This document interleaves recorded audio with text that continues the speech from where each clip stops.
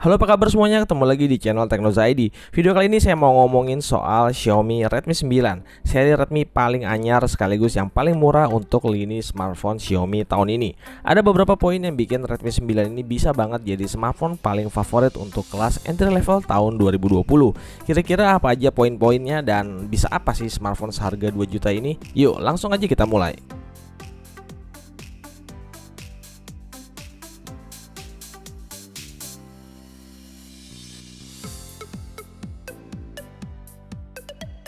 Buat harga 2 juta sebenarnya nggak bisa terlalu banyak requestan.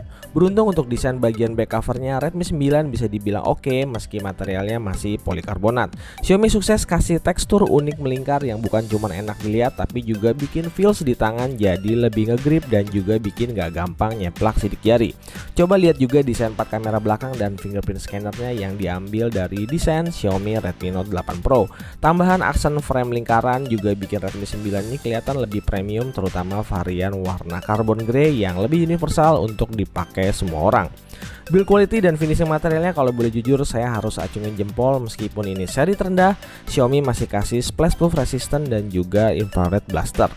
Portnya udah pakai USB Type-C dan masih ada lubang jack audio 3,5 mm. Nah, bagian yang masih ketinggalan ada di posisi depan. Layar 6,53 inci berjenis IPS LCD-nya masih pakai desain notch kecil di tengah layar. Ya, buat beberapa orang mungkin gak jadi masalah dan belum pakai desain pansol. Apalagi Redmi 9 ini kan udah dikasih resolusi layar Full HD Plus, di mana kompetitornya rata-rata masih pakai SD Plus. Untuk kualitas layarnya di harga segini udah bisa dibilang cukup oke karena detail dan warnanya masih keangkat berkat resolusi Full HD-nya.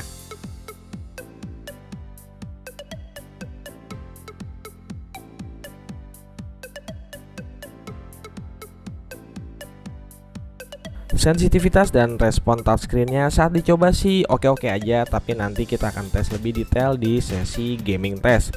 Penggunaan di luar ruangan juga masih cukup oke meski layarnya agak sedikit reflektif. Dengan chipset MediaTek Helio G80 yang berjalan di MIUI 11 berbasis Android 10, untuk semua aktivitas harian mulai dari sosial media, multimedia, dan multitasking semuanya dapat berjalan dengan lancar di Redmi 9 ini. Dari semingguan pemakaian saya juga ngerasa performa Redmi 9 ini justru sedikit lebih gesit dibandingkan dengan Redmi Note 9. Dan juga device ini juga masuk dalam list smartphone yang akan mendapatkan upgrade MIUI 12.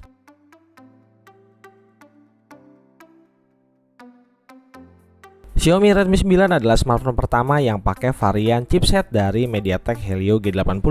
Untuk skor AnTuTu benchmarknya, Redmi 9 punya skor 189.000 poin yang bisa dibilang tinggi untuk smartphone di harga 2 juta. Begitu juga dengan skor Geekbench 5-nya, Redmi 9 ada di 357 untuk single core dan 1292 untuk multicore-nya.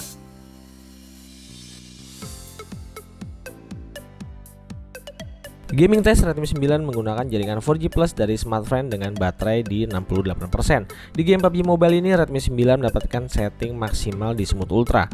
Cuma disayangkan untuk gyroscope-nya saya ngerasain agak sedikit delay, tapi secara keseluruhan nggak ganggu kenyamanan dalam bermain. Gameplaynya terbilang mulus dan juga smooth. Touch response-nya juga lumayan oke dan jarang banget nemuin adanya miss ataupun touch delay.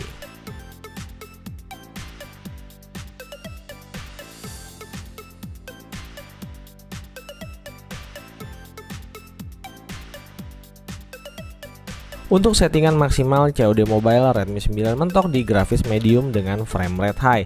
Di game ini Redmi 9 justru saya rasain sedikit lebih kencang performanya dibandingkan dalam game PUBG Mobile. Gameplaynya mulus dan terbilang nyaman meski dipakai bermain dalam waktu yang lama.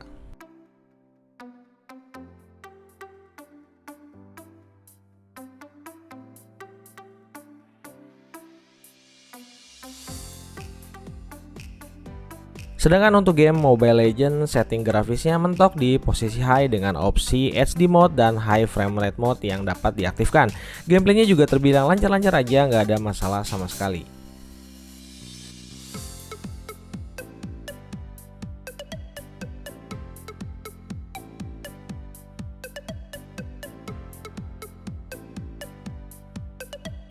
Untuk harga 2 juta dapat setup quad kamera itu rasanya udah lebih dari cukup. Komposisi kamera utamanya 13 megapiksel, kamera ultrawide 8 megapiksel, kamera makro 5 megapiksel dan deep sensor 2 megapiksel yang ditemenin single LED flash. Untuk kamera depannya ada satu buah lensa beresolusi 8 megapiksel. Untuk urusan software, kameranya juga bisa dibilang paling lengkap di kelas 2 juta karena Redmi 9 punya mode Pro kamera.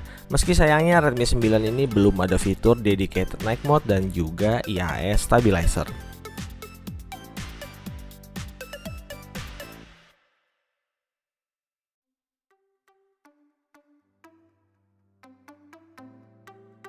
Hasil jepretan kameranya untuk kelas 2 juta bisa dibilang cukup aja. Detail dan kualitasnya masih terjaga selama cahayanya kondusif. Paling yang agak sedikit kurang hanya di dynamic range-nya aja yang kurang luas. Dan karena nggak ada dedicated night mode, maka foto-foto low light-nya juga sedikit kurang terangkat. Untuk kamera depan 8 megapikselnya juga hasilnya standar dari HP-HP kelas entry level. Sedangkan untuk video recording resolusinya mentok hanya di 1080p di 30 fps dan nggak punya fitur stabilizer sama sekali. Jadi pasti hasilnya lumayan goyang. Begitu juga dengan kualitas hasil video kamera depannya.